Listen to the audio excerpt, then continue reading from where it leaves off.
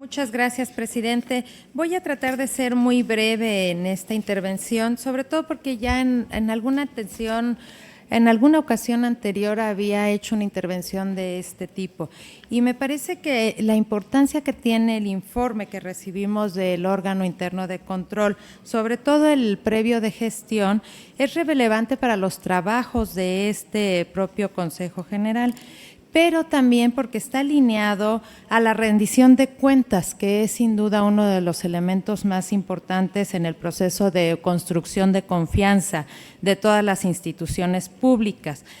Para mí, informar a la ciudadanía con la mayor transparencia y precisión sobre el destino y lo que se hace en cada una de las instituciones es sumamente relevante, pero también exige una alta responsabilidad de quienes se encuentran en este sentido. Y aquí me voy a referir muy claramente al informe que se nos están presentando, donde he advertido también por los medios de comunicación que se ha hecho referencia a algunas situaciones que se marcan aquí, que desde mi punto de vista carecen de un sustento por el propio funcionamiento que debe tener un órgano de control. El informe de gestión previo tiene que darnos cuenta al Consejo de cómo se están llevando a cabo las auditorías, pero no puede pronunciarse hasta la conclusión de las auditorías de qué es los hallazgos que se encuentran. Y justamente es por eso, porque se genera una percepción diferente de lo que es el estado de las cosas. Quiero decirle a la ciudadanía que todos los órganos de control tienen una etapa donde hacen observaciones y en esas observaciones se las presentan a las áreas y las áreas dentro de sus propios mecanismos y procedimientos dan respuesta a las observaciones. Así funcionan las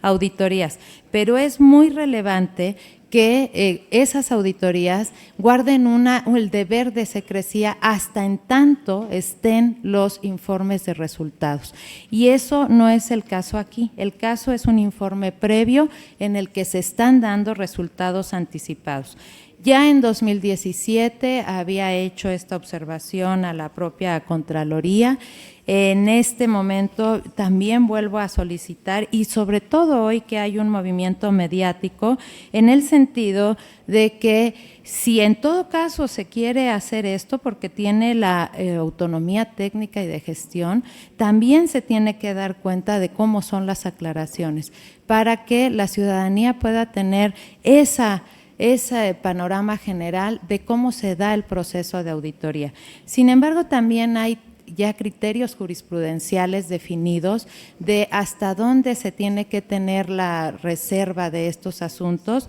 y esto es hasta los informes de resultados, cuando ya se tiene cerrada toda la auditoría. No se puede dar a conocer antes, no es porque haya opacidad, es que hay un procedimiento y nuestras propias leyes federales nos obligan a todos, incluso al personal de la propia Contraloría, a tener esa secrecía. Así está dispuesto en las leyes de transparencia, así está dispuesto en nuestra propia normativa, en la Ley General de Instituciones y Procedimientos Electorales, y yo pediría comedidamente que se haga el informe final que se pueda presentar de gestión, pues se haga justo ya en el de resultados, que es al final de todas las auditorías, que hasta en tanto nos vaya dando un informe de qué es lo que se va avanzando, pero no se tiene que dar, porque así dice la ley, que debe ser un informe, es cuántas auditorías se abrieron alineadas a su programa de trabajo, cuántas observaciones se hicieron, pero que al final, y ese sí, el informe final es el que nos tiene que presentar con toda la documentación una vez solventadas las aclaraciones. Me parece que es necesario decir cómo leer esta parte de la información pública, sobre todo para no generar apreciaciones inexactas a la propia ciudadanía. Nos ha hecho entrega el secretario ejecutivo y así también ha sido de cómo están las condiciones y en todo lo que yo veo de la nota es que muchas de las cosas que se hicieron observaciones ya fueron solventadas. Ojalá podamos tener un diálogo abierto de cómo se hacen las cosas para poder informar a la ciudadanía con toda certeza y confianza del quehacer institucional, pero una vez que hayan sido concluidas estas propias auditorías y no durante el proceso de auditoría. Me parece que eso nos reflejaría a nosotros y nos daría mayores elementos para poder tener la información correspondiente del ámbito administrativo. Sería cuanto, presidente. Gracias. Gracias, consejera Zavala.